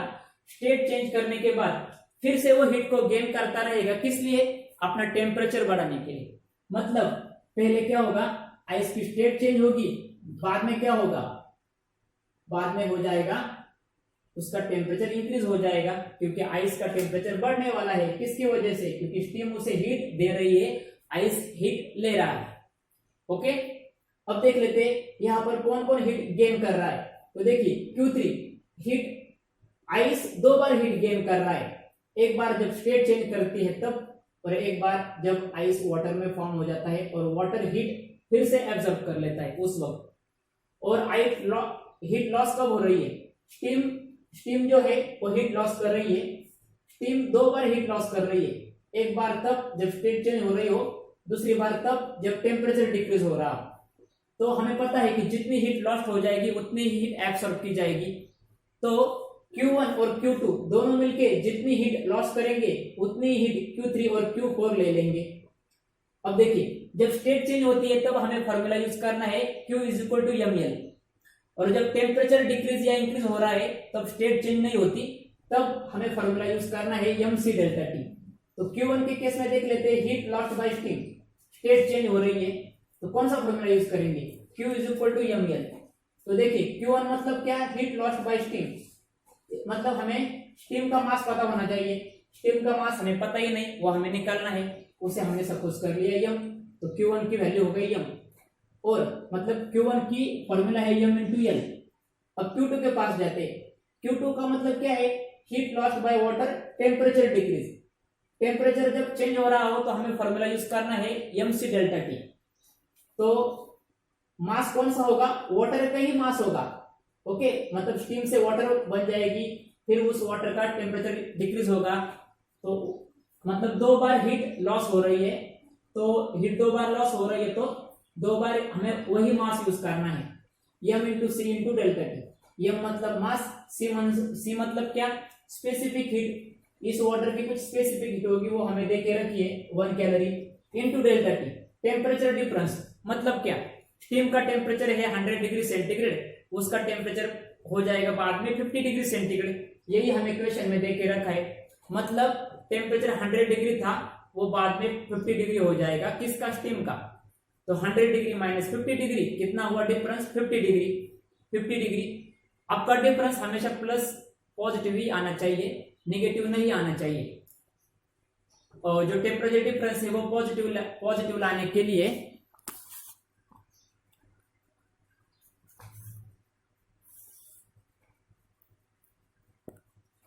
टेम्परेचर डिफरेंस जो है वो पॉजिटिव लाने के लिए आप final temperature minus initial temperature, या initial temperature minus final temperature, कुछ भी कर सकते हैं, लेकिन टेम्परेचर डिफरेंस पॉजिटिव ही आना चाहिए। ओके, डेल्टा टी मतलब क्या, टेम्परेचर डिफरेंस। आते हैं अगले वाले केस में, Q3 क्या देखे रखा है, heat gain bye ice. Ice क्या करता है, हीट गेन करता है, किसके लिए करता है, खुद की स्टेट चेंज करने के लिए पहले वो हीट को एब्सॉर्ब कर लेता है। जब स्टेट चेंज हो रही हो तो कौन सा फॉर्मूला यूज करते हैं, ml। तो Q3 heat gain bye ice, ice का मास कितना है 150, डाल दीजिए यहाँ पर, सॉरी हम वैल्यू बाद में डालेंगे। L मतलब क्या, लेटेंट हीट, जब आइस मेल्ट हो रहा हो, ओके, आइस जब मेल्ट हो रहा हो तो हमें लेटेंट हीट यूज करनी है, कौन सी वाली, latent heat of melting of ice, क्योंकि आइस मेल्ट हो रहा है। और जब स्टीम, देखिए यहां पर ml Q1 स्टीम, तो हमें उस वक्त कौन सी वाली लेटेंट हीट यूज करनी है, स्टीम मतलब क्या, वेपर, तो तब हमें latent heat of vaporisation of water, ये वैल्यू यूज करनी है। ये बात का आप पता रखिए कि जब स्टीम कूल हो रही हो, मतलब स्टीम टेम्परेचर लॉस कर रही हो, तो उसकी लेटेंट हीट लेंगे हम, latent heat of vaporisation of water. और जब आइस मेल्ट हो रहा हो, ओके, आइस मेल्ट होते वक्त जो वो हीट एब्सॉर्ब कर रहा है और टेम्परेचर इंक्रीज नहीं हो रहा है, आइस मेल्ट होता है तब जो लेटेंट हीट यूज की जाएगी वो होगी latent heat of melting of ice. आगे चलते हैं। अब देखिए Q4 heat gain by water, ice से जो वाटर फॉर्म होगा वो उस वाटर का टेम्परेचर इंक्रीज हो जाएगा, तब हम फॉर्मूला यूज करेंगे mc डेल्टा टी। मास कौन सा यूज करेंगे, आइस का जितना मास है वही मास यूज करेंगे, क्योंकि उसी आइस का टेम्परेचर इंक्रीज होने वाला है बाद में। तो m1 इंटू C1, आइस मतलब वाटर, उसकी स्पेसिफिक हीट कितनी है, और आइस का टेम्परेचर पहले होगा 0, बाद में हो जाएगा 50 अकॉर्डिंग टू क्वेश्चन। तो टेम्परेचर इंक्रीज होने वाला है, तो 50 degree minus 0 degree, delta T1 50 degree. आगे आते हैं, अब वैल्यू पुट करते हैं। देखिए Q1 मतलब क्या, मास। Q1 की वैल्यू, Q1 का फॉर्मूला है ml। मास कौन सा वाला, Q1 स्टीम का मास कितना है पता नहीं, मतलब हमें वो निकालना है, तो m। लेटेंट हीट कौन सी वाली, स्टीम। स्टीम मतलब क्या, वेपर। तो latent heat of vaporisation of water कितनी है, वो 540 डाल दीजिए। आगे चलिए, m कौन सा, उसी का मास, स्टीम का मास, वो हमें पता नहीं, m मैंने लिख दिया। c उसकी वैल्यू है 1, मतलब क्या, c का मतलब है स्पेसिफिक हीट। अब यहाँ आइस मतलब आइस से ही वाटर बनने वाला है और स्टीम से भी वाटर बनने वाला है, तो लेटेंट हीट ऑफ वाटर का यूज कीजिए, वो है 1। Okay, delta T.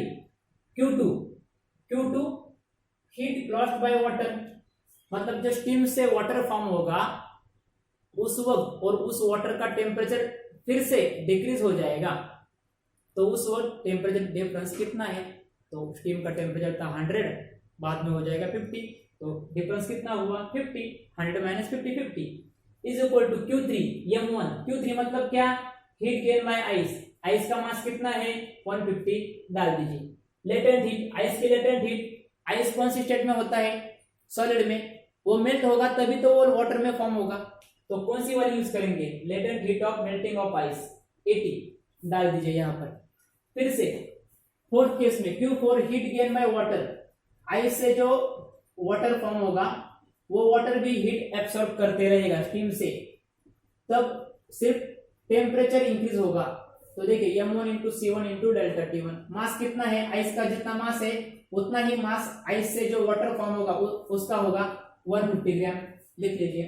C1 specific heat कितनी है, वो specific heat of water 1 calorie, C मतलब स्पेसिफिक हीट। डेल्टा T1, पहले आइस का मास कितना था 0 डिग्री, बाद में कितना हो जाएगा, यहां पर लिखा है कि 50 डिग्री होना चाहिए, 50 डिग्री होगा, 50 degree minus 0 degree is equal to 50 degree, तो लिख लीजिए यहाँ पर 50। अब देख लीजिए यहाँ पर इज इक्वल टू साइन के लेफ्ट साइड में दो, एक इसको एक पेयर बना लेते हैं, इसको एक पेयर बना लेते हैं। अब ढूंढते हैं कि दोनों में कॉमन क्या है, तो देखिए यहाँ पर भी m है, यहाँ पर भी m है, मतलब टीम में 2 विराट कोहली है, एक ही विराट कोहली को ले लीजिए, m बाहर निकाल लीजिए, ब्रैकेट में क्या बचेगा 540 और plus 50, okay, is equal to यहाँ पर भी दो के पेयर बना लीजिए, 150 इंटू 80, 150 इंटू 1, 50 इंटू 1 50, तो 150 को बाहर निकाल दीजिए, अंदर क्या बचेगा 80 plus 50, 540 plus 50 590, 590 into m 590 is equal to 150, 80 plus 50 130। यहाँ पर ब्रैकेट है, मतलब क्या, ये दोनों आपस में मल्टीप्लाई है, यहाँ पर भी मल्टीप्लाई है, 150 इंटू 130 कितना हुआ 19500, 590 m इज इक्वल टू 19500। हमें किसकी वैल्यू निकालनी है, m की वैल्यू निकालनी है। 590 m का कोएफिशिएंट है लेकिन वो मल्टीप्लाई में है, तो इज इक्वल टू साइन के उस साइड जाने के बाद क्या हो जाएगा, डिवाइड हो जाएगा, m is equal to 19500 upon 590 is equal to 33.004 gram के आसपास कुछ आपका आंसर आ जाएगा। उतना ही किसका मास होगा, मतलब 33 ग्राम स्टीम हमें यूज करनी पड़ेगी, तभी फाइनल टेम्परेचर कितना हो जाएगा 50 डिग्री। ओके, ये हो गया इसका answer. Okay, last problem, a calorimeter has मास 100 ग्राम, एक कैलोरीमीटर है उसका मास है 100 gram and specific heat 0.1 kilo calorie पर किलोग्राम डिग्री सेल्सियस। उस कैलोरीमीटर की मतलब कैलोरीमीटर जिस मटेरियल से बना है उस मटेरियल की स्पेसिफिक हीट कितनी है 0.1 किलो कैलोरी पर kilogram degree Celsius. It contains 250 gram of liquid at 30 degree centigrade having specific heat 0.4 kilo calorie पर किलोग्राम डिग्री सेल्सियस। उस कैलोरीमीटर के अंदर एक लिक्विड फिल किया है जिस लिक्विड का मास है 250 ग्राम और उस लिक्विड का टेम्परेचर है 30 डिग्री सेंटीग्रेड और उस लिक्विड की स्पेसिफिक हीट कैपेसिटी है 0.4 किलो कैलोरी पर kilogram degree centigrade. Okay, then if we drop a piece of ice, अगर उस कैलोरीमीटर में जो लिक्विड फिल किया है जिसका टेम्परेचर 30 डिग्री सेंटीग्रेड है, उस लिक्विड में अगर आइस के एक क्यूब को, एक पीस को डाल दिया जाए जो आइस सॉलिड स्टेट में होगा और जिस पीस का मास कितना होगा 10 ग्राम, मतलब आइस का पीस जिसका मास है 10 ग्राम, जिसका टेम्परेचर है 0 डिग्री सेंटीग्रेड, उसको अगर उस लिक्विड में डाल दिया जाए जिस लिक्विड का टेम्परेचर 30 डिग्री सेंटीग्रेड है और मास है 250 gram, what will be the temperature of mixture. अब देखिए पहले क्या किया गया है कि कैलोरीमीटर है और कैलोरीमीटर में वाटर है, सॉरी लिक्विड है, उस लिक्विड का टेम्परेचर 30 डिग्री है, मतलब उस कैलोरीमीटर का और वाटर का टेम्परेचर भी सेम टू सेम ही है, मतलब इक्वल है। यह हमें प्रॉब्लम में नहीं दिया है, वो हमें समझना पड़ेगा कि कैलोरीमीटर में जो वाटर है उस कैलोरीमीटर का और वाटर का दोनों का ही टेम्परेचर सेम है, इक्वल है। ओके, मतलब के वाटर का टेम्परेचर, सॉरी जो लिक्विड है, जो लिक्विड उस कैलोरीमीटर के अंदर है उस लिक्विड का टेम्परेचर 30 डिग्री सेंटीग्रेड है। मैंने गलती से बोला वाटर, वाटर नहीं लिक्विड। अब कौन सा लिक्विड है वो हमें पता नहीं, लेकिन वो लिक्विड है, मतलब लिक्विड स्टेट में है लेकिन लिक्विड है। मान लीजिए कोई भी लिक्विड हो सकता है, पैराफिन हो सकता है, अल्कोहल हो सकता है, वाटर हो सकता है, कोई भी हो सकता है, वो हमें दिया नहीं। ओके, अब मतलब कैलोरीमीटर और लिक्विड जो कैलोरीमीटर के अंदर है दोनों का ही टेम्परेचर इक्वल है। कैलोरीमीटर का टेम्परेचर भी 30 डिग्री सेंटीग्रेड है और वाटर का भी, सॉरी जो लिक्विड है उसका भी 30 डिग्री सेंटीग्रेड ही है। ओके, इतना हो गया। अब देखिए मान लीजिए ये कैलोरीमीटर है, कैलोरीमीटर का मास सपोज हम m1 से डिनोट करते हैं, 100 ग्राम मास है कैलोरीमीटर का। कैलोरीमीटर की स्पेसिफिक हीट को हम C1 से डिनोट करते हैं, C से डिनोट करते हैं। कैलोरीमीटर की जो स्पेसिफिक हीट है मैं उसे C1 से डिनोट कर देता हूं, वो है 0.1 किलो कैलोरी पर किलोग्राम डिग्री सेंटीग्रेड। देखते हैं अगली बात, जो कैलोरीमीटर में जो वाटर है उस वाटर का मास कितना होगा, उस वाटर का मास, सॉरी जो लिक्विड है, अगेन सॉरी, वो लिक्विड है उसका मास है 250 ग्राम और जो लिक्विड फिल किया गया है उसकी स्पेसिफिक हीट कैपेसिटी है 0.4 किलो कैलोरी पर किलोग्राम डिग्री सेंटीग्रेड और उसका टेम्परेचर कितना होगा। देख लीजिए जो वाटर है ना उसका टेम्परेचर कितना है, उसका टेम्परेचर है, मतलब इनिशियल टेम्परेचर क्या है उस वाटर का, वो है 30 डिग्री सेंटीग्रेड। मैं उसे T1 से डिनोट कर देता हूं और जो कैलोरीमीटर है उसका टेम्परेचर मैं लिख लेता हूं T2। क्या लिख लेता हूं, T2। ओके, ओके T2 लिख लेता हूं, मतलब के 30 डिग्री सेंटीग्रेड। ओके, उसमें उस लिक्विड में एक आइस का पीस डाल दिया जिस आइस के पीस का मास है 10 ग्राम और उस आइस के पीस का टेम्परेचर है T = 0 डिग्री सेंटीग्रेड।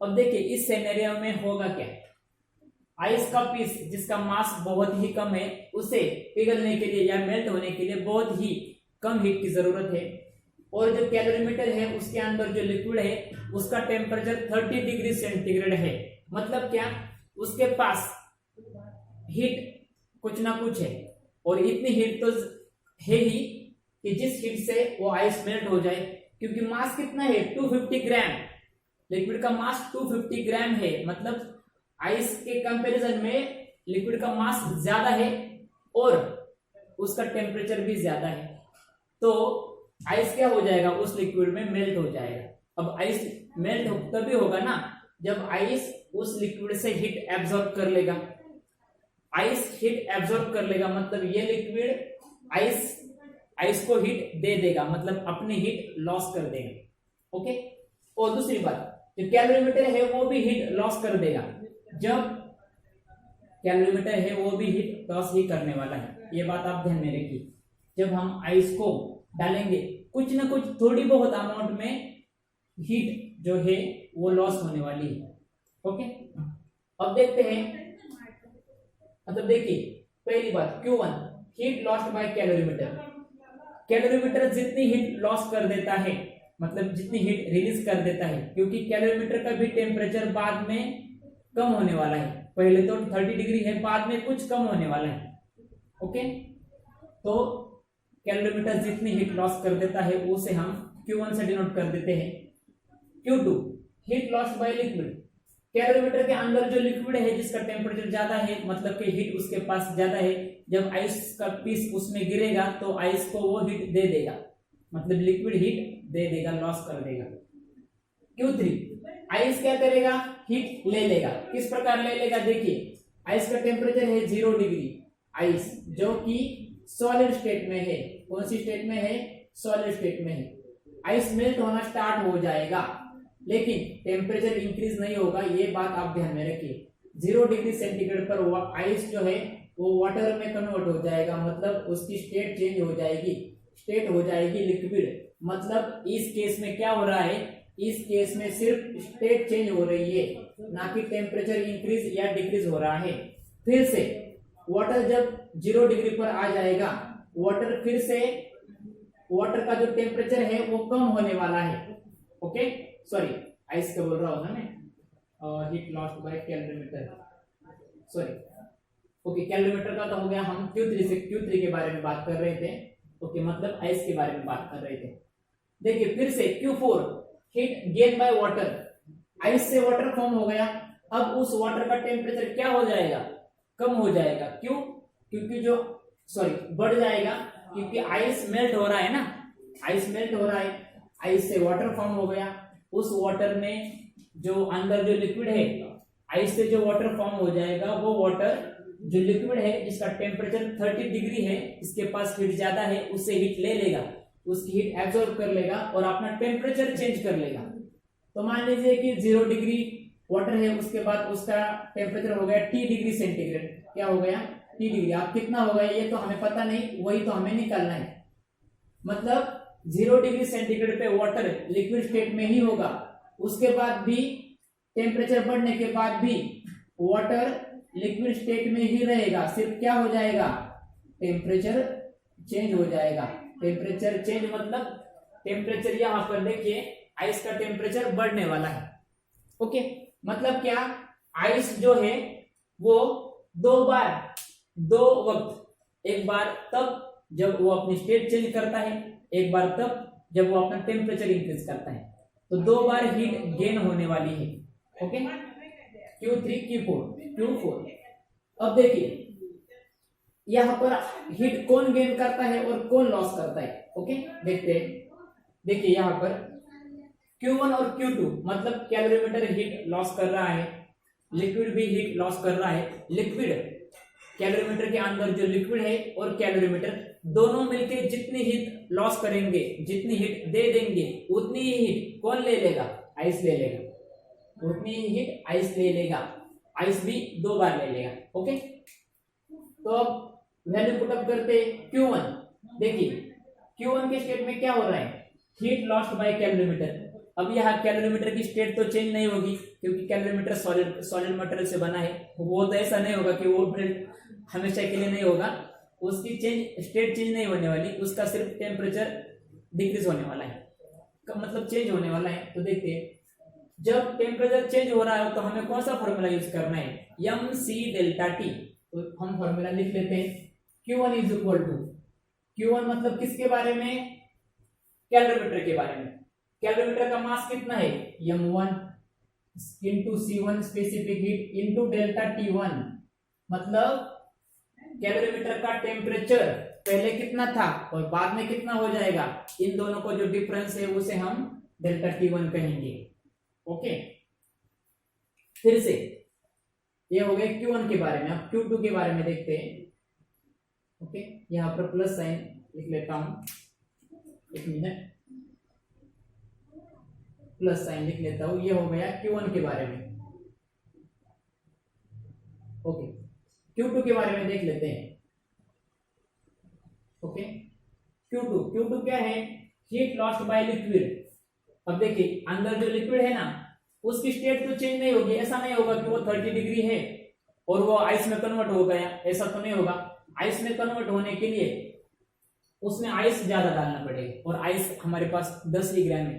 तो वो जो आइस का पीस है वो सिर्फ इस वाटर से इतने ही हीट लेगा जितने हीट के कारण वो वाटर लिक्विड स्टेट में ही रहने वाला है। ऐसा नहीं होगा कि वो उस वाटर को भी, मतलब सॉरी, जो आइस है वो उस लिक्विड को कन्वर्ट कर देगा सॉलिड में, ऐसा नहीं हो सकता। या वेपर स्टेट में या गैस स्टेट में कन्वर्ट नहीं होने वाला। अंदर जो लिक्विड है वो 30 डिग्री टेम्परेचर पे है, उसका टेम्परेचर कम हो या ज्यादा हो वो लिक्विड स्टेट में ही रहने वाला है। इसलिए फॉर्मूला कौन सा यूज करेंगे? Q2, liquid. लिक्विड मतलब अंदर जो लिक्विड है ये। ओके, देखिए यहाँ पर मैंने एरो करके रखा है, उसे हम M2 से डिनोट करते हैं। M2 into C2 into delta T2। Okay, ठीक, आगे जाते हैं। Q3 के बारे में देखते हैं अब। ओके, इसके बारे में देखते हैं। Q3 के बारे में देख लें। Q3 में क्या हो रहा है? पहले heat gain bye ice, only state change हो रही है। इसका मतलब हम फॉर्मूला यूज करेंगे ML। आइस का मास कितना है? आइस का मास है M, मतलब 10 ग्राम।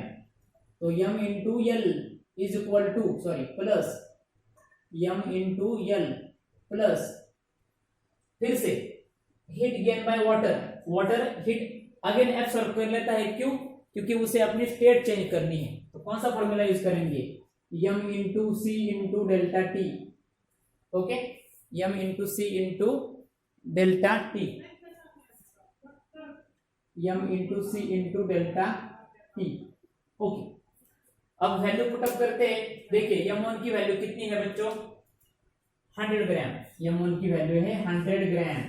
C1 की वैल्यू कितनी है? देखिए C1 मतलब 0.1। डेल्टा T1 का मतलब यहां पर ध्यान से समझ लीजिए।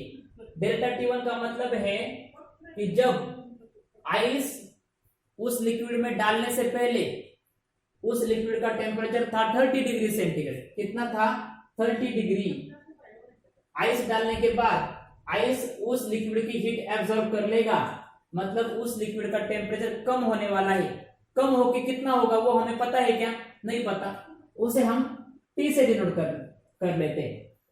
अब जो फाइनल टेम्परेचर होगा, मतलब आइस का पीस डालने के बाद वो उस लिक्विड से हीट एब्जॉर्ब कर लेगा। उस लिक्विड का टेम्परेचर कम होना है या ज्यादा होना है वो हम देख लेते हैं। देखिए उस लिक्विड से हीट एब्जॉर्ब हो रही है, मतलब उसका टेम्परेचर डिक्रीज हो रहा है। पहले था 30, आइस का पीस डालने के बाद कम होने वाला है, मतलब मान लीजिए कि T टेम्परेचर हो गया और हम सपोज कर लेते कि 25 हो गया। तो देखिए 25 माइनस 30, टेम्परेचर डिफरेंस कितना आ गया? -5। लेकिन मैंने आपको बताया कि टेम्परेचर डिफरेंस जो है वो प्लस आना चाहिए। ओके, तो क्या करेंगे? 30 माइनस 25 मतलब 30 माइनस T करेंगे। ओके, T मतलब जो फाइनल टेम्परेचर होगा वो हमेशा इस केस में कम होने वाला है। ओके, इस केस में टेम्परेचर कम होने वाला है, मतलब कैलोरीमीटर का, वाटर का, आइस का, सबका टेम्परेचर एक जैसा होने वाला है और वो डेफिनेटली 30 डिग्री से कम होने वाला है। तो क्या करते हैं? पहले था 30 लिक्विड का टेम्परेचर, उसके बाद उसका टेम्परेचर कम हुआ, मतलब ये था इनिशियल टेम्परेचर, और फाइनल टेम्परेचर कितना हुआ? वो हुआ T, फाइनल टेम्परेचर T। अब हमें ये पता है कि लिक्विड का टेम्परेचर पहले 30 था, बाद में कम होने वाला है। कम हम सपोज कर लेते कि 25 हो गया। 30 माइनस 25 मतलब 5 डिग्री, मतलब हमारा जो टेम्परेचर डिफरेंस है वो पॉजिटिव आ जाएगा। तो कब आ गया? जब हमने इनिशियल माइनस फाइनल कर दिया। तो हम करेंगे 30 minus T। Okay, 30 minus T। Okay, आगे चलते हैं। प्लस, ये तो हो गया इसके बारे में। अब M2 की वैल्यू कितनी है?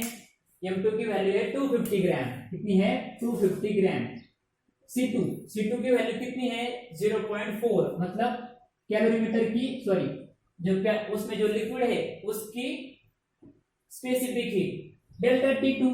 अब देखिए लिक्विड का भी बच्चों वैसा ही होगा, लिक्विड का टेम्परेचर है 30, बाद में कम होने वाला है, बाद में जो होने वाला है वो हमें पता नहीं, उसे हम T सपोज कर लेते हैं।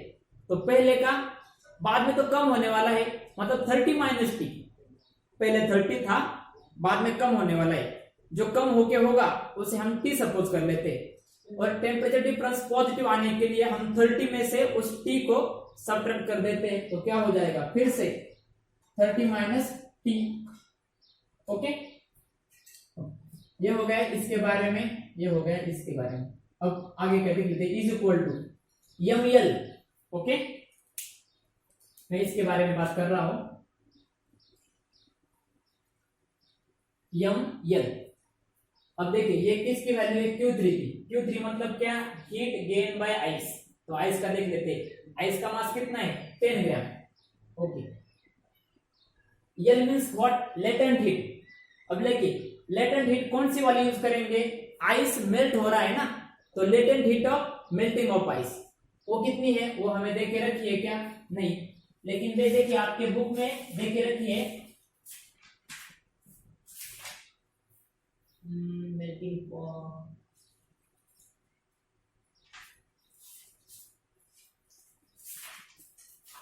Latent heat of vaporisation.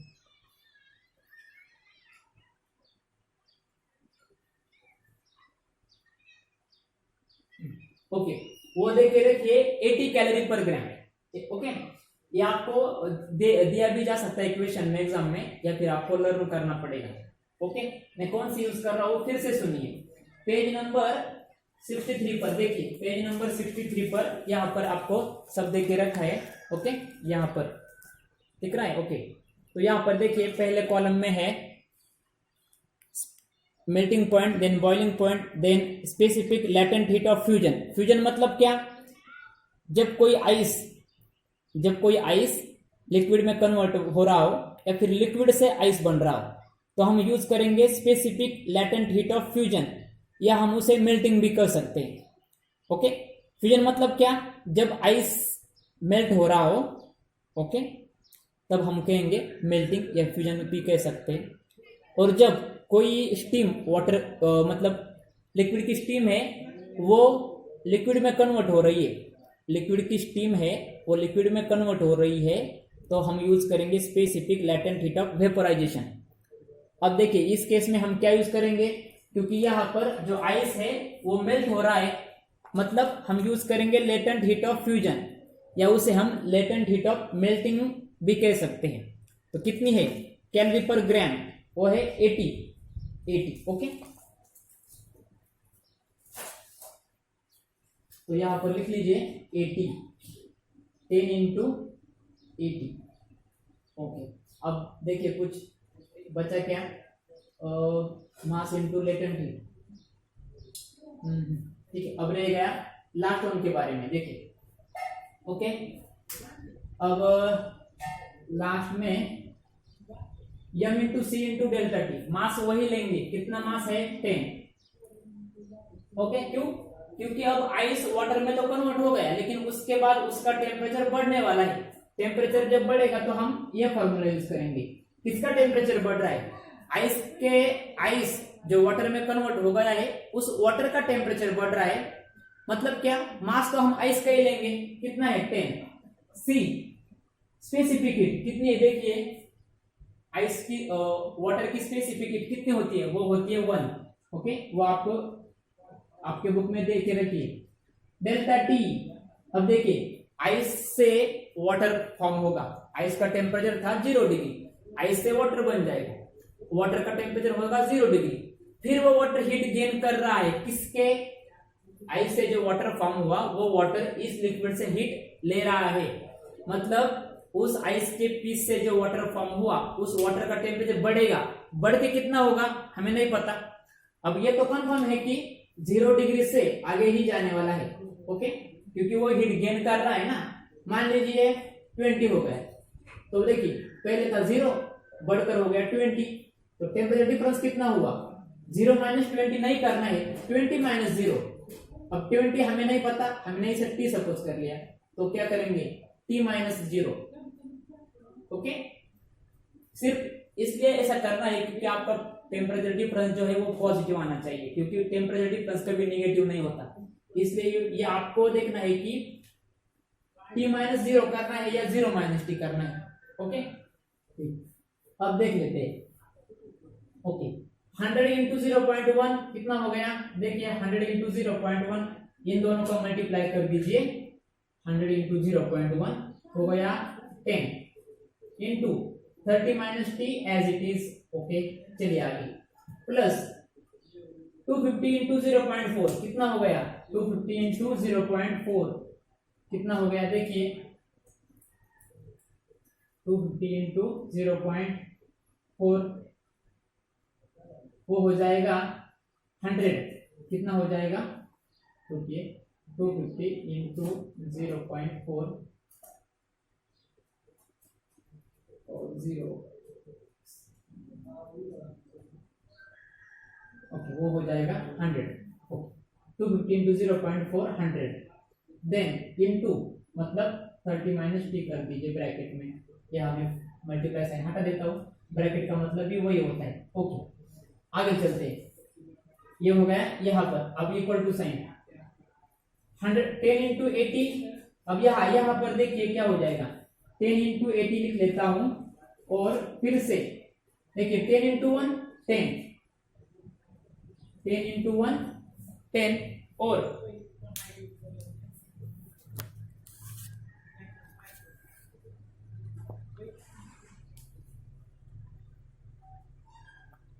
Okay 10 into 1 10, और t माइनस 0, t माइनस 0 बच्चों क्या हो जाएगा, t माइनस 0 हो जाएगा t। ओके, मतलब 10 इंटू 1 10 और t माइनस 0 10, मतलब 10t।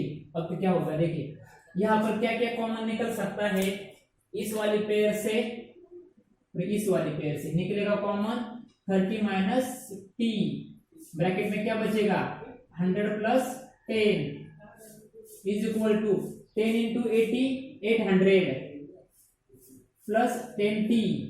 ओके, अब हमें क्या निकालना है, हमें t निकालना है। t मतलब क्या, उस कैलोरीमीटर का, उस लिक्विड का और उस आइस से जो वाटर फॉर्म होगा उन सब का फाइनल टेम्परेचर कितना हो जाएगा हीट एब्सॉर्ब या लॉस करने के बाद, वो हमें निकालना है।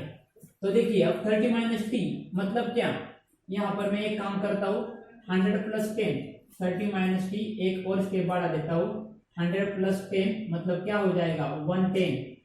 ओके, ये यहाँ पर ब्रैकेट में कर देता हूँ। ओके, बाद में या फिर ऐसे भी लिख सकता हूँ 30 minus T in bracket 110 is equal to 800 plus 10t, 800 plus 10t। अब देखिए 30 से इसको मल्टीप्लाई कर दीजिए, 30 से इसको मल्टीप्लाई कर दीजिए, फिर इससे इसको मल्टीप्लाई कर दीजिए, क्योंकि पता है हमें, ब्रैकेट सॉल्व कर लीजिए। 30 इंटू 110 3300 माइनस 110 इंटू टी 110 मतलब 110t is equal to 800 plus 10t। बाद में 3300 minus 800 is equal to 10t plus 100t, sorry 110t, तो क्या हो जाएगा 3300 minus 800 is equal to 2500 is equal to 10t plus 110t 120t। यहाँ पर लिख लेता हूँ t is equal to 2500 divide by कर लीजिए 120, तो कितना हो गया, देखिए 0 0 कैंसिल, तो बच्चों आपका आंसर आ जाएगा 20.8 डिग्री सेंटीग्रेड। मतलब फाइनल टेम्परेचर जो होगा, मतलब कैलोरीमीटर का, उसमें उसके अंदर जो लिक्विड है उसका और जो आइस है उन सब का फाइनल टेम्परेचर हो जाएगा 20.8 डिग्री सेंटीग्रेड। ओके, इसको आप अच्छे से लिख लीजिए और ये जो प्रॉब्लम है उनकी थोड़ी सी प्रैक्टिस कर लीजिए। कब कौन सा फॉर्मूला यूज करना है, मतलब जैसे कि स्टेट चेंज होने के वक्त कौन सा फॉर्मूला यूज करते हैं, या फिर टेम्परेचर जब इंक्रीज होता है तब कौन सा फॉर्मूला इंक्रीज करना है, कौन हीट लॉस कर रहा है, कौन हीट गेन कर रहा है, ये सब आपको अच्छे से समझ में आना चाहिए, तभी आप ये प्रॉब्लम सॉल्व कर पाओगे। तो 4 प्रॉब्लम खत्म हो गए।